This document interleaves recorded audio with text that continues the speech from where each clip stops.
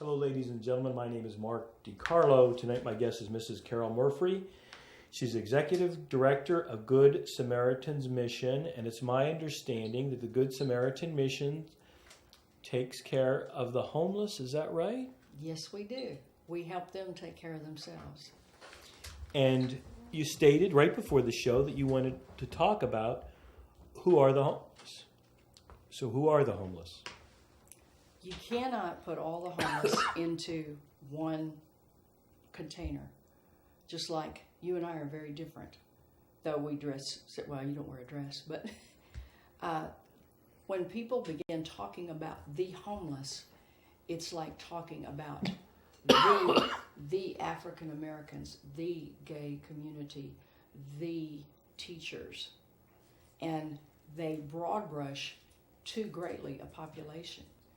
There are people now who have only been homeless because they lost their job or their rent went up beyond what they could pay. Rent is a fortune now. And so they... Very expensive now in this area. And very hard to even find anything to rent. That's an issue. That's why we let folks stay as long as they need to stay. If you drive by our place, you'll see a lot of cars there now because there are working folks that have cars, but they can't afford the rent. So that is called, when you're talking about there, that's the Good Samaritan Rescue Mission. Mm-hmm. It's on Alameda. It's in downtown, correct? It's uptown. Okay, our distinction here is uptown. Okay. Yes. Yeah, I was born here, so it's always been downtown and uptown. We have the 200 block.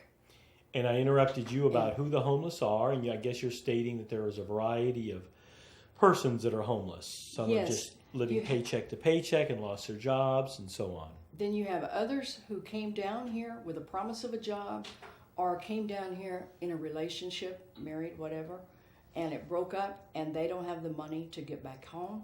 So we pay for a bus ticket so they can get back home. And you have others who have aged out of foster care. And when they turned 18, the foster parents said bye.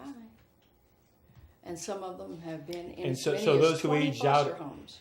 Those who aged out of foster care, you're implying may not have the ability to work, or they need your help. They need the Good Samaritan Rescue Mission's help for a short period of time until they get on their feet because they didn't expect that.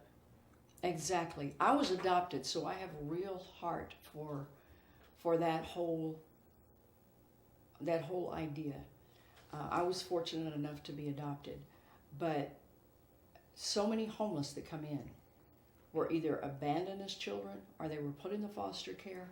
And if there were problems, some of them did very, very well, and they have great jobs today, great educations, but others were shifted from foster home to foster home. Some of them as many as 20 different homes. Some of those homes are wonderful, some of them are horrible. And if they're in one of the homes that are just doing it for the income, then when they age out and there's no more check, then they say bye. And they come out, they have no identity, they don't know who they are, they have no people skills, they have no education. Why don't they have identity or people skills? Because they have been shifted from one home to another. And when a child is in that mode, they are in a survival mode. They're saying, how are these people going to treat me? How do I need to behave to survive here? Am I going to stay here or am I going to run away? And I would say probably 7 out of 10 people who are homeless, I'm sure 7 out of 10 were molested as children and or abandoned. I would tell you that as an anecdotal observation of mine, when I see one of my Social Security disability clients who has severe psychological or psychiatric problems, the first thing I ask them, were you physically abused or sexually abused? And I've got to say, they'll never say it, but if you ask them, the largest 90, I would say it was higher, 90% were. And it's frightening. It's frightening, and then you always hear from one contingent political party that, well, we have to lift ourselves up by the bootstraps and we have to, well, that's fine, but are you speaking, you haven't been in that situation. You haven't been physically or sexually abused, and the horrors of that and how it, it impacts their lives. Well, and this is the story of many of the hardcore street, the ones that refuse to go into a shelter. They are going to live on the street. They're going to camp. And when you get down to the heart of it, you can't just ask them, hey, you want to go to the shelter? And they go, no, I choose to live on the street. And you take that surface answer and say, well, that person just wants to live on the street. I'm sure as they were growing up, their goal in life was to be homeless and penniless. No, never was. So, but when they were children, they were molested and or beaten by an authority figure. So they trust no one in authority. They're rebels. So if they get a job, they lose it the first time somebody gives them an instruction. So here they are on the street. They feel like nobody gives a rip about them because they're bitter from their past. It's usually happened more than once. It was usually a chronic situation that they had to deal with, that they had to literally survive. So what do? They do what a lot of non-homeless do. They go to drugs or alcohol, and that is their temporary hiding place from the memories that haunt them. And if they go and work and they get so much money for the day, then they go out that night and they buy their crack or their alcohol or whatever it is, and the next morning they wake up, they're broke, so they have a guilt trip over that, and now all of those memories that they were temporarily hiding from are all coming back up in their face. Some are memories from childhood, some are memories from last year, some are memories from last week, but just horrible things that they can't deal with, and they feel like nobody gives a rip about them. And the truth is, most of the time that is true. That's a very sad thing. But then it's like Groundhog Day in their life. They go, oh no, now I've got to go earn money again. I've got to go pick up cans. I've got to go sweep that person's store out. I've got to go do this. And then at the end of the day, I'm going to spend all that money again for my habit. And then I'm going to wake up the next day and have to do it. And it's a life of total existence only. And I don't believe there's any human being that ever chose that. But when people are wounded, and then you come to them and you say, you need to get off alcohol. You need to get off drugs. And there's you're an argument saying, that's all I have. You know? Well, the argument is by the power of the will, or there are some government programs, of course, like I do criminal law, and they put people in these programs, safe P, they have these anagrams. I hate that stuff. Substance abuse felony punishment treatment facility, or substance abuse treatment facility. I don't know why most of these government programs like to call, or agencies like to use those abbreviations, but for whatever reason they do. It's a whole alphabet. The truth is, no one is going to come off of a substance until they make the choice. If they're forced, they will comply to the minimum of whatever they have to do. But the real victory is when they choose to come off. And there are places that won't accept you if you're under the influence. Well, you say choose, and I think you said before the show that you're a ordained minister. And it's interesting you say that when you say they choose, because Good Samaritans obviously has you don't receive any government or state money. No, is that right? None at all. And you think of yourself almost, and when you say mission, you really mean a mission with a certain religious mission, correct? Yeah, we started out where the lofts are now on Upper Broadway. Yes. There used to be a little farmhouse there 62 years ago. And we were a little house church with 8 beds and a soup kitchen. And that's how we began. And I was going to say, and I talk about this a lot because maybe it's interesting to me. When you say somebody chooses, like, to go off something, I don't know that you could consciously choose, unless there's some sort of religious incarnation to give you the power to change as a person. I don't know that you can make, it's not a conscious choice totally, is it? In other words, like AA is set up, allegedly has a great deal of success, and part of the 12-step, and these 12-step programs always have a implication, well, always state that, the belief in the higher power. Implied is you can't really change these various addictions, whether it's gambling or whatever, without a certain religious belief. Well, I'm not sure I would go that far, but we try to lead people to the Lord, to Jesus. We have folks from other faiths there, and they are free to practice their faith. But we believe that when you surrender your life to the Lord Jesus Christ, that there is an internal transformation that takes place that we call the new birth. The Bible calls the new birth. And it gives them, they get a fresh start, literally. And they now are connected to the one who created them, and they find their purpose. My purpose in life is to take care of the homeless and to minister to the homeless. And I will do it until I'm too old to care for them, and then they will take care of me until I die. That's my retirement plan. And it works. Here's the problem with so many of them, I mean, most of them. They're not looking for a way to get off of their substance. They're looking for a reason to live another day. They are in such deep depression. Most people think that homelessness is a character issue, and I don't. I believe it's a trauma issue. It's trauma that has never been dealt with. It may be recent trauma. It may be old trauma. I counseled with one last week who the molestation and the abuse began before they could walk. And it went all the way through their childhood. What kind of an ego development does this person have? They're very damaged. They're in an emotional ICU. And so they have to know first that someone cares whether they wake up in the morning or not. And so we are home to them. And we don't want to be an agency that sits down and says, now let's see what you qualify for, and let's see how many funds we could get you. We want to sit down and say, hi, I'm Carole. How can we be a blessing to you?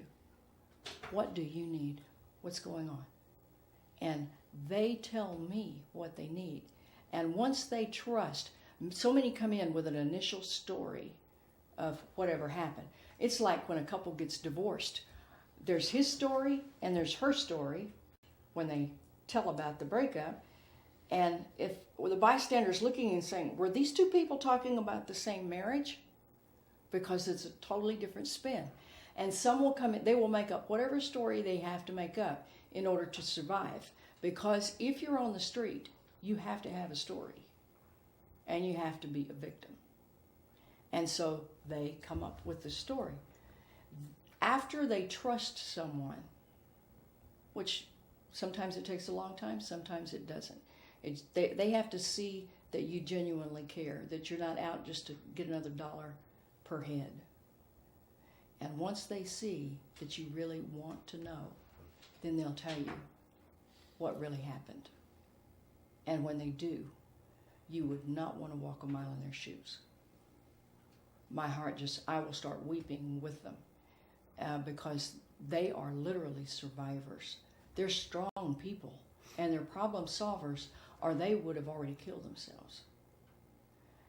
And if people knew who they were, when they look at them, they go, look at that bomb out there. They don't know. That could be someone's child.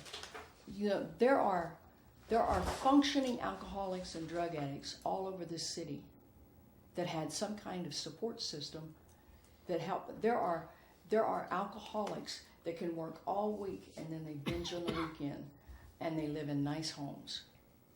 There are people that are addicted to prescription drugs. There are people that smoke weed. And all of this becomes an ugly thing when you talk about the homeless population. Well, it's pure discrimination. It's pure, I believe it is. Well, what about, okay, so you think that there's discrimination against the homeless? Because they what are you see them as a referring to? group. What about the changing subject? What about the attacks on the homeless going on in the city of Corpus Christi and going on a national level, wherein there has been some degree of publicity about this man, wherever that was, who was arrested for feeding the homeless?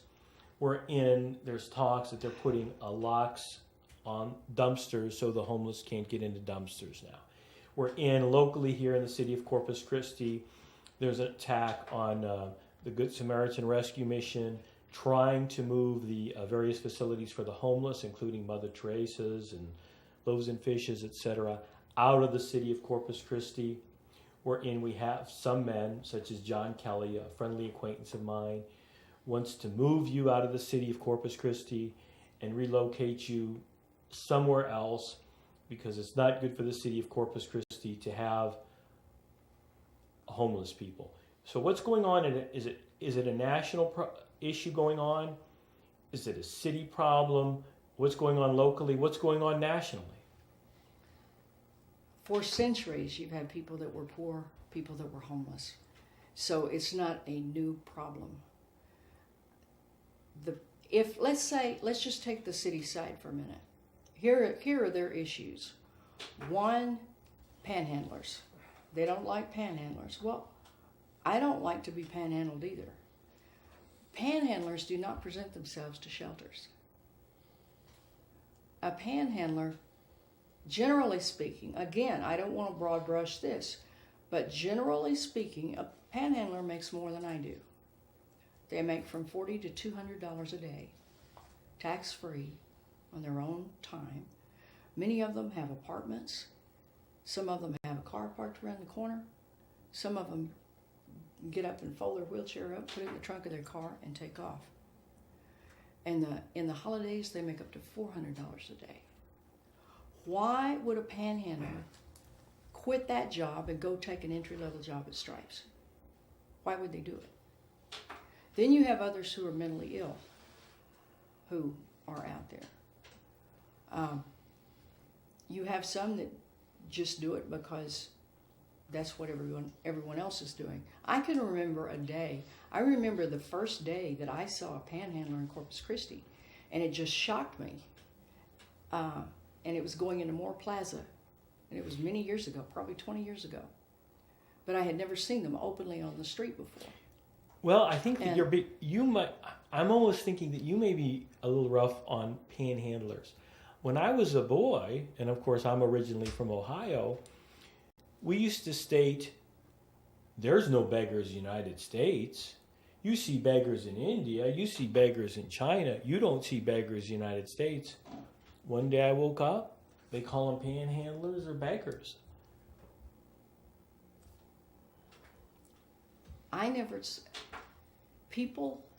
Here's what has happened generally. And I think this is my problem with government funding and all of it. I believe that the government has usurped the position of the church. This is why churches are going down.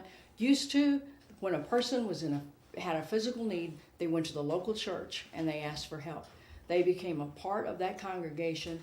That congregation took them in, would find a place, provide a place in one of the members' homes for them to live. This was the way it was done in the old days. And the person was led to Christ. They had a new family. They got back on their feet. They had people that cared about them.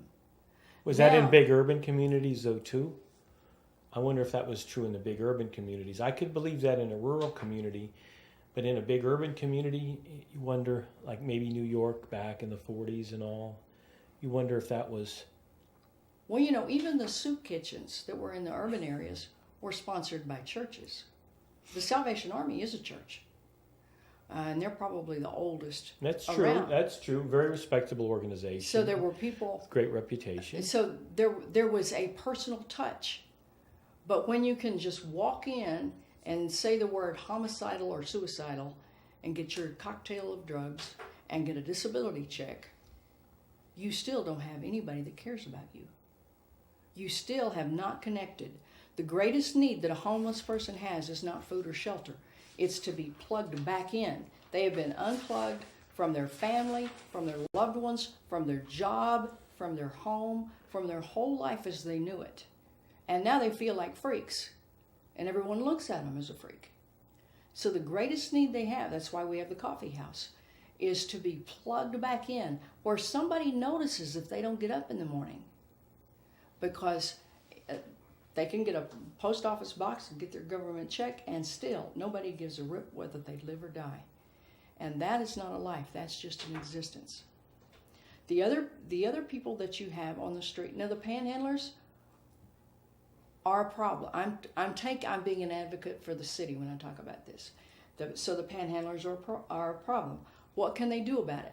They're trying to move us out. Nearly all of the homeless providers, except for Timmons Ministry, which is in Flower Bluff, all the rest of us are in the uptown area. And if they move us out, they have not moved one panhandler, not one. Well, and that's what I say. Well, even the homeless. They're not in the shelters. There are more panhandlers on the south side. If you go to the mall, if you go anywhere along SPID, there are more panhandlers there than there are on this side of town. I was buying gasoline at Sam's on the south side, on whatever that is, Everhart and SPID, and some man in a four-wheel truck, man close to my age, came up, asked me for a couple dollars for gas. That was a couple of weeks ago. So if we're all moved somewhere else, is he going to still be there doing that? Of course he is. Of course he is. And then you see him at these. You see him at the intersections too, on the south side, holding up those signs. They team up. They're like little cells and they will team up, and each one will take a corner. And at the end of the day, they pool their money. But I must say that and I shouldn't return. This is being unfair. I do remember when you didn't have beggars in the United States. When I was a boy, you didn't have it. So I'm wondering if there wasn't some sort of societal change or social change that made that either. You're stating it's a government thing. Your implication. I believe it's generational entitlement that is drilled into them. Their parents lived off welfare. Their grandparents lived off welfare. So this is the way of life now. You don't go out and get a job. You just get a check. And there are people that genuinely need those checks. But I'm talking about a training of a mindset, not to go to a trade school, not to go get a Pell Grant and learn a trade, not to go and start at the local McDonald's or Whataburger at an entry level and work your way up to a manager, then a regional manager. That kind of a mindset and culture is no longer taught, at least among a large percentage of the people. So, yeah, they need to get a job, but they have literally been conditioned that this is how you do it. You don't make your own decisions. The government makes them for you. And they trade their food stamps. They'll trade out their food stamps for drugs. They barter with them. All of this, the generationally poor, that's how it is. Well, arguably, the panhandlers. It used to be a shame to not go get a job. When I was in my day, everyone worked. The work ethic was taught. It was taught in the church. It was taught in the school. It was taught. Well, and let's talk about that. I have used many times people from Good Sam's Mission to work here at this property on Elizabeth Street. Now, and I talk to the men, not all the time, but usually I try to talk to them some. And it's my understanding that, speaking very concretely, I believe that the men earn minimum. You charge the employer what, like $11 for within the city limits, within the and city 12 limits, outside the city limits, and you provide transportation for them to the location, right? To and from the job site. To and from the jobs, and the men usually, and not always men, if they request it, right? $7.25 an hour, they receive in pay. Is that right? Most of them. Most of them Some receive more. Some receive more. And I was told that the sack lunch, they have to pay for. Is that right? That's what I was told. Okay. And then do they pay for the transportation to come to and for? Is that... There's a transportation fee of $4. Okay, so they're living there, and obviously, and then they pay for their keep if they procure jobs, correct? If they're working at least 3 days a week. At least. Otherwise, they go. Then they are on our gift giving back program. Okay. Where they do a chore. We have 5 shifts, but our whole thing is work. And here's the other thing: we do not make a profit off of that. It is subsidized by donations. Last year, it was subsidized to the tune of, I think, $56,000. Because you provide workers' compensation too, right? Workers' comp, general liability. We have 3 vans, 2 trucks, 5 drivers. Then we have to have 2 people in the dispatch office. So there's a lot of overhead to it, a whole lot. Then you have vehicle maintenance. Our vehicles travel probably 200,000 miles a year, each vehicle. So the maintenance is a fortune. The gasoline is a fortune. And so all of the overhead put together, we subsidize the program. We don't make money. But here's why we charge. We're not charging rent, charging transportation fee, charging for a sack lunch. The sack lunch is not food that we got from the food bank. That's food that we have to purchase at HEB. The reason we do that is because we are simulating the life outside. When they first come in, if they have nothing, then they go on our gift giving back program. They do a chore. We have 5 shifts. And if they, some are walking the dogs, some are bussing the breakfast tables, some are sweeping the lobby. They're not hard jobs. They're simple jobs if they're able-bodied. If they're not able-bodied, then they don't work. They don't do anything. But if they won't even show to do a chore, then they're saying, I'm a freeloader. I expect a free ride. So we say, no problem. You owe us rent tonight then. You owe us $7, $8, or $9, depending on whether it's air conditioned, whether it's a top or bottom bunk. And here's the thing. If someone gets minimum wage, they're going to get a gross of $290 a week, $300 a week. If they're staying free at Good Samaritan, and all of a sudden they find a place to rent, they've had $300 a week free spending money to do whatever they want to do with it. Then they move out into an apartment, and all of a sudden, they no longer have our dining room to eat in. They've got to come up with bus fare or transportation. They have to get to their job some way or the other. They have utilities to pay now. They have rent to pay. They have deposits to put down. And their $300 a week now is $25. And they go into shock. They crash and burn. They wind up back at the shelter. So what we are doing is slowly, once they get a job, then we charge them a rent fee per day. After their job is stable, they think they're stable enough that they want privacy, they want to move out of a dormitory, then we have 38 private rooms that they can rent with no contract and no utilities, no deposit. So if I were to look at a private room, does it have a television in it? Yeah, it does. It has a television. It's got a And a bed. And a bed, and then they rent those. And how much are those? $85 a week. Mm-hmm. Okay. And do you have guys that say, "Hey, I kind of like it. I've lived here for 2 years." Do you allow that? Do you have men that have lived there for 2 years? Do you allow that? Do you discourage it? Or is every situation different? How do you handle it? Every situation is different because we try not to generalize things because I'm an individual. There's nobody else on this planet that's like me. And so some are turtles, some are hares. If they find a place to move out, most of them want to move out because they want freedom to bring, like when guests come over, they Certainly. sign in.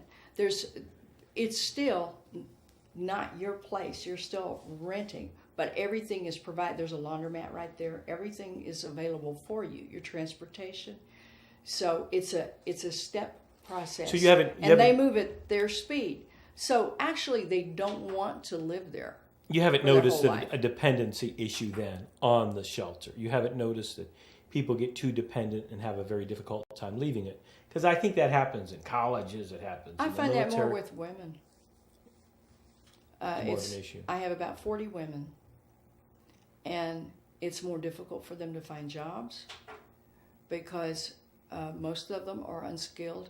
There's a couple, I think, going to school right now. But in general, it's harder to find employment. Back before September of 2008, back before the economy went crazy, a lot of the hotels hired our ladies as housekeepers. They would do, and there's still a couple that do. Embassy Suites uses our folks for housekeeping, for dishwashing. A lot of the restaurants use dishwashers, and these are folks that can move up if they Apply remain. themselves. Yeah, just like people have always done for hundreds of thousands of years. You have to prove yourself to your employer. What is your employer looking for? Dependability, honesty, and integrity. And if a person will do that, then they are going to be promoted to a higher position, to higher pay. And our labor force is just to keep, when a person comes in, we don't want them running around on the street all day. We don't want them sitting in Blucher Park all day because that's not productive for them. And the city certainly is not happy about that. They need to be in a habit of getting up in the morning and going to school or going to work or doing a routine like everyone else does. So in the labor force, if you're able-bodied, you accept a labor ticket. Then those guys that's just the beginning. Only probably 20% of those that are employed, and 70% of my folks are employed. Only about 20% are through the labor force. But they get the permanent job. They either hire them directly, the company does, or they find a job in this local area or learn the bus system, and then they'll say to their friend in the next month, they'll say, hey, I got this job today at Burger King, and they're hiring one more. And they go, great. So they go down and apply, and they got it. And it happens all over the place. If they have a skill, then they get hired very quickly, especially anything in the construction, welding, painting, anything like that. They're hired very quickly. The hard thing is to move out. Now, what we're wanting to do, so we already have this. They can come into the dormitory, the emergency shelter. When you say they can come in, so let's say that God forbid catastrophic event hits me, which I always think can happen to any of us. Absolutely, that's why I'm not that cocky. I mean, people you know how people life lose is. everything in a day. Oh, it could be in happens an instant. all the time. Health issues, anything, thievery, whatever. So I have to go to the mission. I decide, well, I know Good Sam's, I'll go over there. Am I qualified? Do you check me to see if I have drugs, weapons? How does this work? Is there an intake form? How does it work? All you have to do is show up. That's how you qualify. Then when you come in, we search you and your belongings just like they do at the airport or in the courthouse. Everybody empties their pockets. They take their socks off. Mm-hmm. Because the first night that we started the searches, we busted 13 with drugs. And when was that? When did you start the searches? Probably about 4 years ago. Okay. Because we want to provide a clean environment for those who are just clean of drugs and alcohol or trying to become so. They don't need to be having it handed to them in the dining room. So we're very vigilant about that.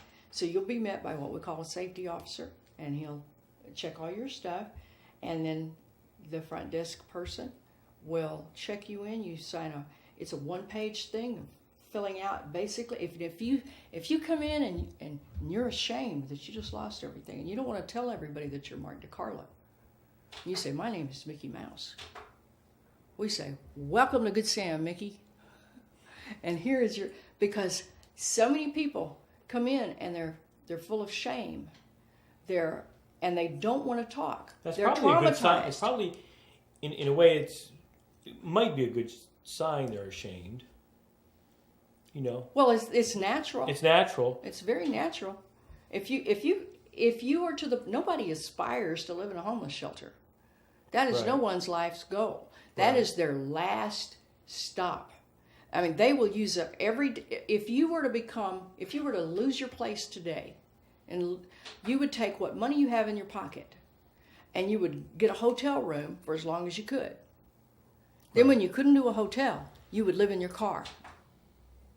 Then when you couldn't do that any longer, you would finally, as a very last resort, go to a shelter, and you'd walk in scared to death because you've heard stuff about I would shelters. imagine you'd be pretty frightened. Pretty freaked Certainly- out. certainly. And you don't know how you're going to be received. Unless you've been at that element your whole life, and then it's a natural thing, I guess. So I have 29 on staff, and you can't work for me unless you first came in homeless. I had a lady call me about 2 months ago. She'd just gotten her master's degree in social work. And she said, do you have a position for me? And I said, have you ever been homeless? She said, no. And I said, well, have you ever had a substance abuse issue? Well, of course not. And I said, well, I'm sorry, you do not have the life experience necessary to work at Good Samaritan. When people walk in our doors, they are met by someone who has walked a mile in their shoes. And so they're received as a peer. And we would get you a bed, we would assign you a bed, we would take your ID. If you have your ID, then we're going to make copies of it. If you have a picture ID and a social security card, then you can sign up for Good Sam's labor force. If you don't, a lot of people they lose their ID, their backpack got stolen, whatever, right? Everything that they own, their birth certificate, their social security card, their voter's registration if they have it, all of that was in that backpack. Now they have nothing.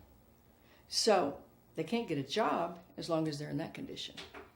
So we help them begin the ID restoration. We pay for the birth certificate. We pay for all this stuff because you can't function without an ID. You cannot work. And if you can't work, as long as you're jobless, you're homeless.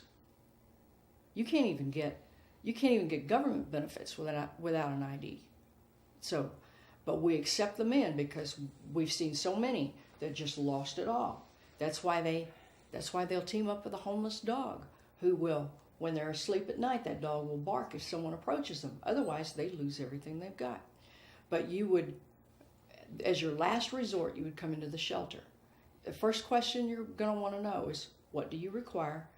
And how long can I stay? That's always the big question. And back when my father-in-law had it, in those days, you could stay 3 days a month. And when I took over in 1998, they were all walking around frowning and brooding. And I said, nobody's happy around here. And we're going to have a town hall meeting. And we did. Everybody met at the tree in the park. We have a Good Sam Park. We're so blessed not to be landlocked. We have space where they can be during the day. We have a coffee house. We have a park. We have a courtyard. They don't have to be out wandering the streets. There are places all over Good Samaritan that they can be and visit with folks. I lost my train of thought. When you took it over, you could only stay for 3 days, and now when you took it over, people were unhappy, and I assume that you had a meeting, and So, at that point, I went out and sat down under the tree, and I said, see the policies? And there were probably about 40 people out there at the time, because that's the number that we housed at that time, and I tore them up in front of them. And I said, now, and I pulled out a spiral notebook, and I said, now tell me what you need. And they'll tell you. It's just nobody ever asks them. And they said, first of all, we need to be able, we thank you that you extended the 3 days to 7 days. But here's the problem. When we go apply for a job, what are we going to put down as our contact information? Where do we live? They said, we're going to just lay awake for 7 nights wondering where we're going to sleep safely on the 8th night. So I was thinking of Maslow's hierarchy of needs. And they said, we need to be able to stay all day, leave our stuff here and go look for a job, not show up at the employers with our backpacks saying, look, I'm a homeless person and I need a job. I need to be able to give an address and a contact phone number. And I thought, well, that's reasonable. That makes total sense. And as I began going, I said, but what about, I said, how long am I going to let you stay? And they said, as long as we need to stay. I said, okay, what if all of you need to stay forever and I have no room to put another homeless person? And they said, well, that's not how it works. You've got to filter out the freeloaders. And I said, really?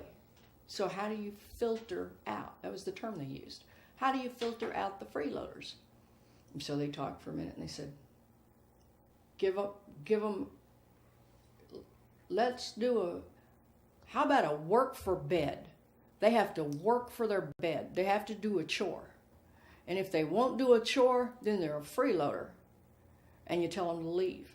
And I said, well, and then they said, how about if you charge so much rent for those that are working, and the ones that are not working, then you have them do a chore, and they help with the cleaning around the property. They sweep the streets, they sweep up the cigarette butts, and they started coming up with all these different kind of things that they can do. And it's amazing, there's some people that won't even show up to do that. And they are freeloaders. How many freeloaders do you eliminate, what you would term to be freeloaders? Is that every day, every week? Is it a pretty common problem? Maybe 2 a week. Maybe 2 a week. And we have 213 beds. So I don't mean to change subjects, but I am curious regarding what they want to do based upon what I have read in the newspaper to Good Sam's Now. This mission that exists in Corpus Christi that doesn't take any government or state or city donations, that in my opinion has provided a valuable service to local businessmen. I hate to say more than the city has ever done for me, but sometimes that's what I think. Now whether that's true or not, I don't know. Has provided me, with, like I said last week, someone did the lawn here, and I was relatively pleased and all. People aren't perfect. I think in all these years, one time I complained about someone, and you said, well, you don't have to pay for it. Oh, absolutely. If the work's bad, you don't pay for it. And I gave that as a donation. I said, well, I can't accept that, But, so what does the city want to do with you? Do they want to drive you out of business? Are they trying to relocate you? What are the motives of these people?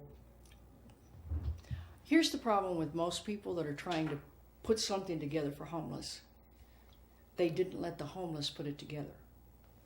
Now, there is a utopian shelter, mega shelter in San Antonio that the city seems to be really anxious to copy. And it's called Haven for Hope. And in San Antonio, if you go to the San Antonio Express, September 2014, there were 3 articles in there about the problems that they're having. Now, if you go 2 or 3 years before that, the paper has been cleansed of a couple of articles that said the shelter actually added 9,000 homeless to the rolls of San Antonio, because people from all over the United States said, oh, wow, this is the super Disneyland of homelessness. Let's go there. And the folks that go like that, so what they did is they brought all of the homeless providers together under one roof. Okay? And that's part of Haven for Hope in San Antonio. The various agencies are under one roof called the Haven for Hope. Mm-hmm. And here's what went wrong. Now, Mr. Greehey, the man that financed the whole thing, he had a heart of gold and he traveled all over shelters all over the United States. I mean, he really, his heart was in the right place. But here's what happened. When all of those shelters and other providers came into this mall area, like a mall, that he had put together in the downtown area. Now, they convinced the local neighborhood around there to allow it to happen by offering medical and eye care and all this, that they were going to be able to take advantage of that. But what this did was it made Haven for Hope the only shelter in San Antonio other than Salvation Army who refused to go in. So what happened? So they had 1,500 beds that was run by I can't remember what the acronym is for, but it's SAMS, and they received government funds. But here's what happened to all the people in San Antonio. They said, "Oh, this is fantastic. Let's make a check out. I'm going to write a check for $100 to Haven for Hope." Send it to Haven for Hope. Well, they didn't write that check to Sam's ministry. They wrote it to Haven for Hope.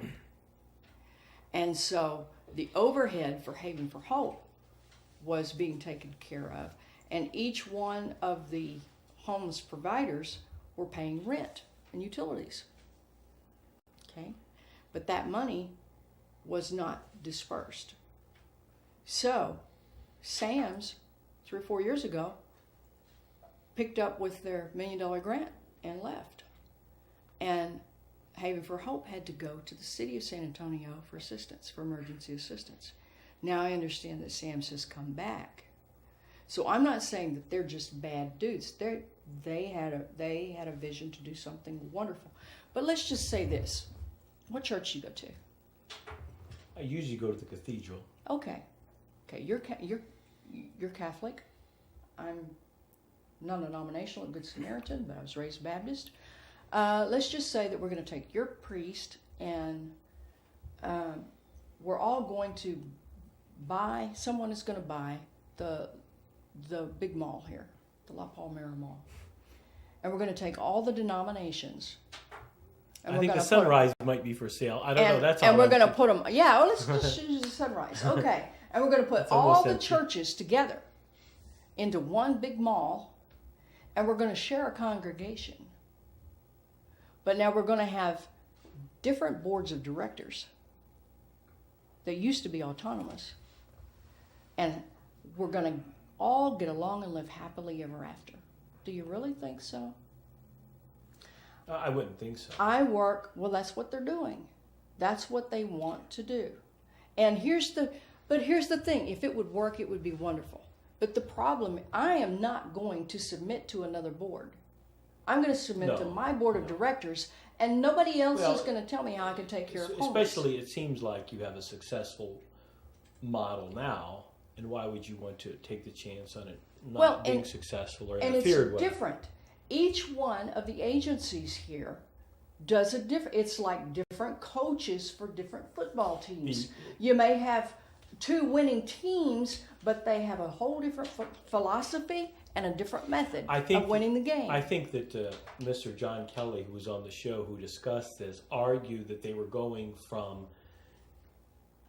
shelter to shelter, or from Mother Teresa's to the Good Sam's to Loaves and Fishes. Is Loaves and Fishes still in existence? Yes. Okay. Loaves and Fishes is part of Metro And they were exploiting that they're working the system? Yes. Okay, here's the other side of that. In San Antonio, they can't work the system because there's only one shelter. Right. So when you get caught with drugs in that shelter, or you get caught stealing in that shelter, and you're put out, where are you going to go? I guess you'll be homeless. So where are you or going to you be? leave, I don't know. You're going to stay in the neighborhood. So if you look at the crime rate of that neighborhood, it went up. It became a ghetto. Because there was no second chance. There was no other opportunity. We have people come in that have bombed out in another shelter, but we have a different approach, and it works. There are ladies that have bombed out at our place. They got caught being mules, bringing in the drugs, yeah. whatever, I don't know where they came up with the mules. And they went over to Rainbow House, and they got on their feet and got a job. They did well. It's different approaches for different people. Do we have a homeless problem in the city of Corpus Christi that they've been indicating in the newspaper, or Mr. Keller indicates? I can say this: the office is here, centrally located, so I'm around here a lot. I don't think we have a particular homeless problem, do we? They guesstimate. Now, each year they do this point-in-time survey, and last year I think they surveyed 900 people. So, but they just make a wild guess, and I think it's 1% of the population. So they think that. So is that a lot for a city this size? Is that? Do you know? Is there a way to make an intelligent assessment? I think we're average. Okay. I think we're just. Every city has a homeless population. And what about the? I'm sorry. Go ahead. But here's the thing: what they're trying to get rid of are panhandlers and campers and litter.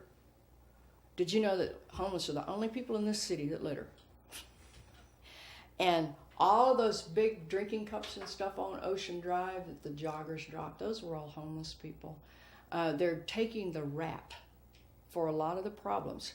When you look at City Hall, they're blaming, now there is a day shelter right behind City Hall, and there are people there are homeless folks that you see hanging out. They were, that's a day shelter only. So these are people that came from night shelters only. But you have street people. You have people living behind businesses in the downtown and uptown area. You have them, they're living in various places, and they've lived there for years. When we tore down Edlin's auction, yes, we dug two men out from underneath. They had tunneled under. Is that right? And they said they had been their home for 3 years, and how could we take them out? And when we saw the little hole under the foundation, one of our guys stuck his head down. He said, "I smell crack."